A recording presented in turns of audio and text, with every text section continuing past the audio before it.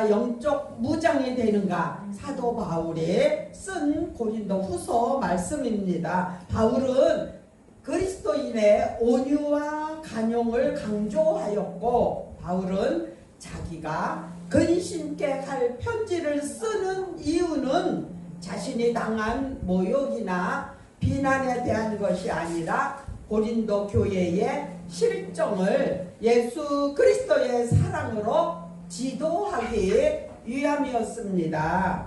고린도 교인들 중에는 은밀히 교회에 들어와서 교인들을 미혹에 빠뜨리는 거짓 교사들의 영향을 받은 자들이 있었습니다. 그들은 바울이 자신들을 대할 때는 겸비하나 떠나서 편지로 하면 담대하다고 비난하면서 바울이 멀리서 그들에게 편지를 쓸 때는 용감함을 보이지만 그들을 대하면은 애처로운 겁쟁이가 된다는 뜻입니다. 아멘. 가끔 고상한 덕을 묘사할 때 사용되지만 본절에서는 나약한이라는 의미로 사용되어 경멸의 뜻을 지니고 있습니다. 아멘. 담대한을 좋은 의미로 사용되었지만 여기서는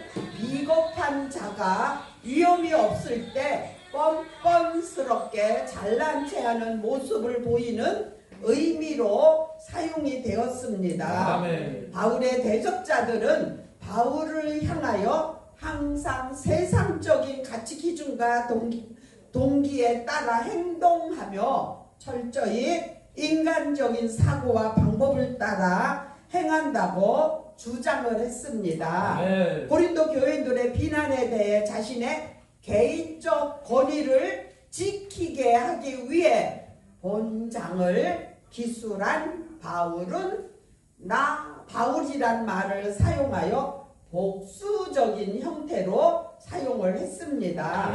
에베소서 3장 1절에 이러함으로 그리스도 예수의 일로 너희 이방을 위하여 갇힌 자 된 나 바울은 그는 자신에게 부여되어진 어떤 직책도 내세우지 않고 순수한 모습으로 자기를 비난하는 자들을 향해 답변을 하고 있습니다. 자신의 직책과 위치에 따라서 자신의 인격이 판가름 날 수밖에 없는 세태 속에서 자신의 본연의 모습을 소개하기란 매우 힘듭니다. 아멘. 바울은 자신의 권위를 지배하며 인격을 모독하는 자들을 오히려 그리스도의 온유와 간용으로 대했습니다. 그리스도의 사도라면 어떤 경우에라도 이러한 태도를 보여야 한다는 바울의 신앙을 보여준 것이라고 할 수 있습니다. 이 점은 예수 그리스도께서 우리 인간들에게 보여주신 성품이기도 합니다. 아멘. 마태복음 11장 29절에 나는 마음이 온유하고 겸손하니 나의 멍에를 메고 내게 배우라. 그러면 너의 마음이 쉼을 얻으리라. 네. 온유라 하면 자신의 앞에 부닥치는 어떤 역경이라도 참고 사명을 감당하는 예수의 모습에서 발견할 수 있는 성품이라고 할 수 있습니다. 관용은 다른 사람의 사정을 생각해서 친절한 판단을 내리는 것을 말합니다. 자기를 무시한 자에게 악의를 품지 않는 성품을 말합니다. 성품은 곧 온유에서 나왔고 온유한 자로 선악을 구분할 수 있으며 악을 미워하지만 분노를 앞세우기보다는 긍휼히 여길 수 있는 사람이어야 됩니다. 아멘. 이는 그리스도의 종이 지녀야 할 기초적인 성품이기도 합니다. 우리 모두도 이와 같은 성품을 소유한다면 우리들이 속한 가정과 사회, 교회의 불균형과 모순, 다툼이 있다 하더라도 그것을 아름답게 아름답고 화목한 새로운 환경으로 만들 수 있습니다. 네. 누가복음 6장 29절에 내 이 뺨을 치는 자에게 저 뺨도 돌려대며 내 겉옷을 빼앗는 자에게 속옷도 금하지 말라. 네. 그들은 바울을 육체대로 행한다는 자로 여겼습니다. 네. 그들은 바울이 하나님을 공급하는 영적의 힘으로 살지 않고 마치 짐승의 지혜를 빌어 온자같이 육체의 노예로서 살아가고 있다고 비난을 했습니다. 아멘. 바울은 성도들과 가까이 있을 때는 겸손한 척하고 멀리 떨어져 있으면 교만하다는 것입니다. 네. 그들은 처음에 바울을 겁쟁이로 불렀으며 이제는 바울을 타락한 이기주의자라고 그리고 우명한 기회주의자로서 자신의 권위를 보호하려고만 한다고 생각을 했습니다. 네. 이와 같은 비난에 대해 바울은 필요하다면 자신도 언제든지 담대해질 수 있지만 자신이 그와 같이 되지 않도록 그리고 고린도 교인들 스스로 잘못을 고칠 것을 바울은 원했습니다. 아멘. 즉 바울은 그들을 향해 징계를 가하기 전에 모든 잘못된 것을 바로 잡으려고 하였습니다. 네. 이러한 바울의 태도는 이제까지 그가 보였던 부드럽고 요청하는 자세와는 달리 단호하고도 공격적입니다. 네. 이것은 잘못된 그들의 자세를 고치기 위한 방법이었습니다. 아멘. 그리스도인은 자기에게 도전해 오는 문제를 해결함에 있어서 어떠한 형태의 폭력도 사용해서는 안 되지만 악에 대하여 단호한 태도를 취하는 것은 절대적으로 필요합니다. 네. 저는 신앙생활 하는 중에 이런 일이 있었습니다. 우리 담임 목사님이 금요일 날 삼각산에 가서 철야 기도하고 내려오다가 여기 전화국 사거리 거기에서 목사님이 탄 차는 그때 조그만 차였고 레카차가 내려가면서 부딪혀가지고 이제 교통사고가 난 거지요. 나는 와서 잘라고 누워 있는데 전화가 왔어. 이제 병원에 가셨다고. 그래서 갔는데 사모님이 레카차 상대로다가 이제 보험 청구를 이제 했어요. 왜냐면은 그때 아들 둘이었는데 아들이 하나는 중학교를 아직 안 갔었나?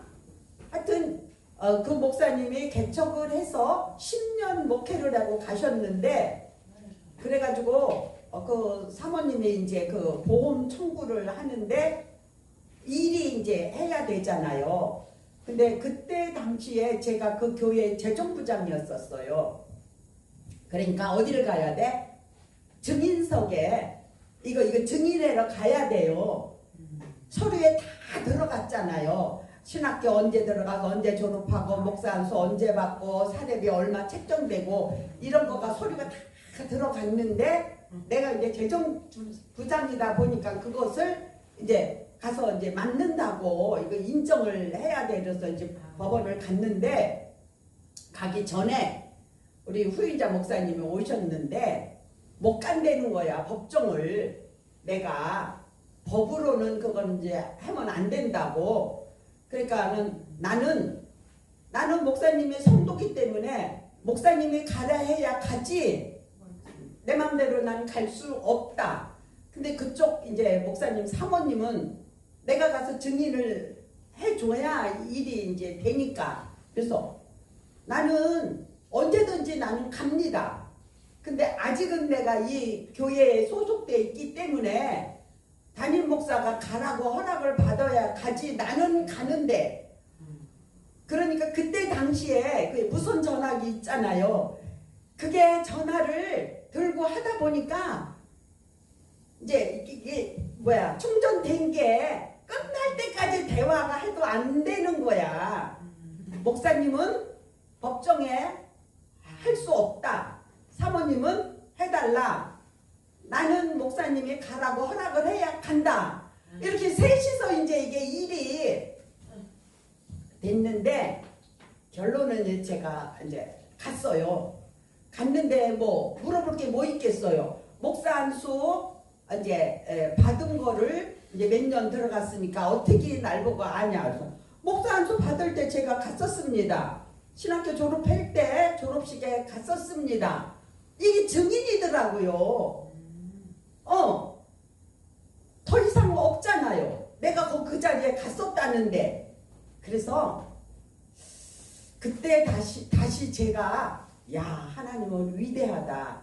왜? 나는 시골에서 학교를 나왔기 때문에 이거 전자계산기 할 줄 모르거든요. 한 번도 안 만져봤거든요. 근데 재정부장을 어떻게 해요? 그거 안 만져보고 모르는데. 근데 하나님이 나를 어디로 몰아가요?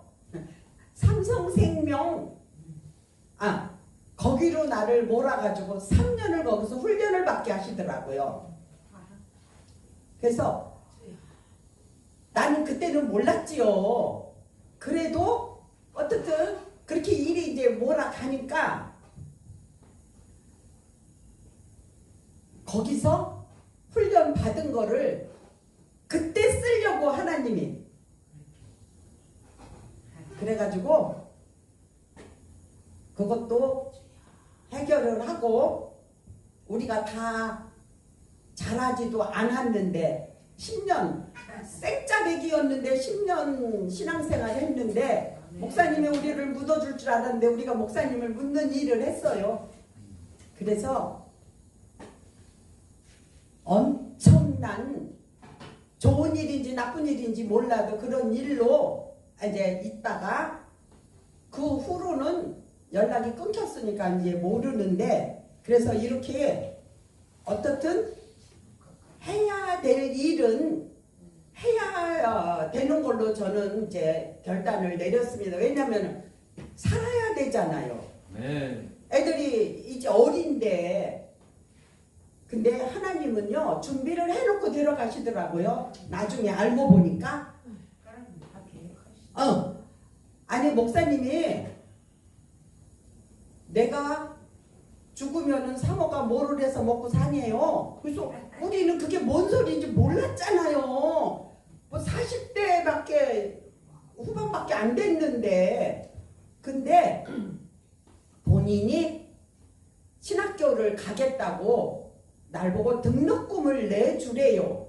나는 재정부장이었으니까 아무도 모르게 목사님이 그러니까 네 하고 내가 순종해서 거기 등록금을 내놨거든요. 일반 신학교를.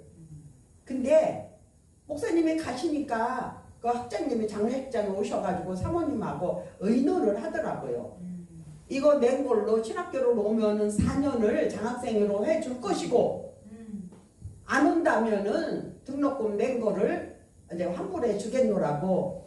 근데 사모님이 거기 가서 우리는 그때 당시에 여기 서울 방배신학교였거든요. 방배동. 그래서 거기서 사모님이 4년을 장학생으로 신학교를 나와서 여기 저기 신천리 거기 신천 감리교에 신방 전도사로 일하고 살았어요. 그래서 하나님이 목사님을 데려갈 때는 보이지 않게 그렇게 일을 만들어 놓고 데려가시더라고요. 네. 그래서 그때 많이 힘들었는데도 지금 지나가 보니까 어머 저도 일을 잘 처리하더라고요. 아무것도 몰랐는데 그 장례식의 모든 일을 내가 다 정리하고 목사님 그거 이렇게 이제 뭐 이런 거 버려놓은 거 별하면 교통사고로 가셨으니까 이제 그랬는데 하나가 뭐가 걸렸냐 하면은 목사님이 개척교회에 선교비를 보내는 게 있었어요. 근데 2월 초에 가셨으니까 한 달 보내고 2월 달 거를 안 보낸 상태에서 갔잖아요. 그러니까 그 목사님은 1년이 계획이 있잖아요. 그래서 그 목사님이 전화가 오더라고요. 그 선교비. 근데 우리 담임 목사님이 후임자로 온 목사님이 못 보낸대. 거기로 그거 1년 책정된 거를 못 보낸대요. 그래서 내가 방법이 없어서 우리 이제 아는 노회장님, 우리 도당동에 사는 이제 우리 노예의 증경 노회장님이 계셨어. 그래서 제가 전화로 상담을 했어요. 목사님 이만저만 해요. 이랬더니 그 목사님이 저한테 하시는 말씀이 목사님이 집사님이 믿음이 없네요. 절 보고 그거를 성경공급을 하래요. 교회 담임 목사가 못하게 하니까. 그래서 난 그때 분식점을 하고 있었거든요. 근데 한 달에 5만 원이 작은 돈은 아니었어요. 그때 당시에. 그래서 가만히 생각을 하니까 그 목사님이 맞구나. 내가 상담을 그 목사님을 잘 선택을 했구나. 이래가지고 아무 소리 안 하고 이제 밀린 거를 딱 계좌로 보내면서 목사님한테 전화를 드렸지. 목사님 요거 밀린 거 성경금 다 챙겨서 계좌로 넣었으니까 필요할 때 찾아다 쓰세요. 제가 이렇게 전화를 드리니까 그 목사님이 딱 첫 마디가 집사님이 보내셨지요? 이러더라고요. 근데 저도 그때 그래도 괜찮았나 봐요. 믿음이. 목사님 아니에요. 교회에서 보냈어요. 또 이렇게 나도 그냥 선의에 말을 했어요. 그랬더니 이제 1년을 다 마치고 연말이 되니까 그 목사님이 귤을 한 박스 사들고 우리 분식점에 찾아오셨더라고요. 그러니까 그 목사님은 기도하는 목사님과는 아셨어요. 근데도 그냥 내가 1년을 그냥 보냈더니 그래가지고 오셨길래 그냥 그랬다고. 그리고 여러 가지를 그렇게 하나님이 연약한데도 그리고 이런 거 저런 걸 이제 하게 하셔가지고 잘 했습니다. 그래서 폭력은 사용해서도 안 되지만 악에 대하여는 단호한 태도를 취하는 것이 필요하다는 그 말에 제가 그냥 했던 일이 생각이 났습니다. 왜냐하면 나약한 온유는 오히려 악의 행동을 방조할 뿐이기 때문입니다. 아멘. 바울은 자신이 비록 육체를 입고 있지만 육체대로 싸우지 않고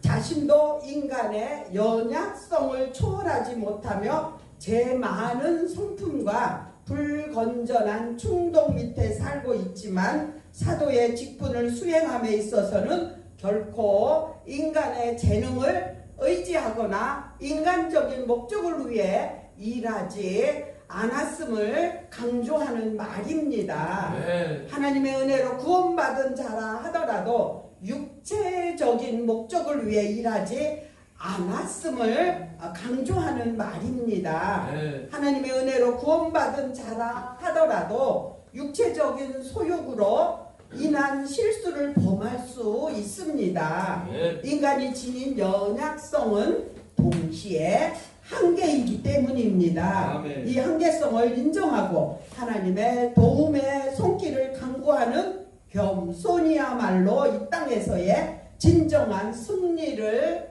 얻게 할 수 있게 해주는 원동력이 됩니다. 아멘. 이 세상의 삶이 험하고 힘들어도 하나님의 나라가 이 땅에 실현되도록 이 나라가 속히 임하기를 바라는 마음으로 살아가는 삶이 곧 성도의 우리의 삶이 되어야 합니다. 아멘. 견고한 진은 하나님께 대항하는 모든 악한 세력과 지적, 교만 등을 가리키며 하나님에 의하여 강하게 되는 것, 하나님 보시기에 강한 것, 하나님을 위해 강한 것을 의미합니다. 바울은 인간의 재능과 능력으로 싸우는 것이 아니라 하나님에 의하여 되어진 하나님의 위한 초자연적인 능력, 진리, 사랑으로서 싸우는 것입니다. 아멘. 우리는 우리 속에 잠재해 있는 죄의 세력들을 우리 스스로 제어할 수 없을 뿐 아니라